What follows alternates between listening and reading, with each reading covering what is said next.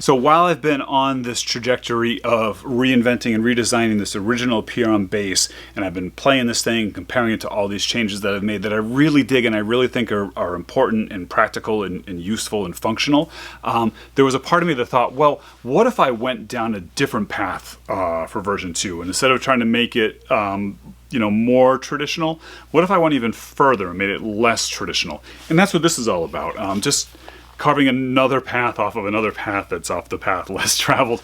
So what's really unique about this, besides sticking with my original A Trio of Strings idea, I doubled down on the simplicity of the construction, although I did add the adjustable bridge, and instead of having the built-in bridge in nut, I hit the pickup, hit all the knobs, but what's really cool about this is that the fingerboard and the neck are all one piece, so it's not a glued-on fingerboard.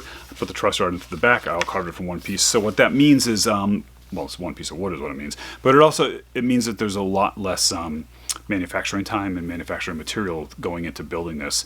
Not a lot less, but a little less. And so that means that this is something I could potentially, keep on the lower end of the price range for these instruments too. So what I'm going to do is, over at apeironbass.com, I really dig the idea of having this sort of build your own Apeiron thing that I'm doing, where you can have a 4-string or 5-string fretted, fretless, choose all your accoutrements. But then this I'm going to offer as just the Apeiron Classic, like you can have it in any color you want as long as that color is black, sort of version of the instrument, with no options and the bottom of the price range. And I think I'll put this one up for sale first, and if it sells, I'll make another one, and I'll make a few subtle changes, and I'll keep going that way too. And if it doesn't sell, then I guess I won't. So this will be listed for sale soon if it's not already over at apeironbass.com.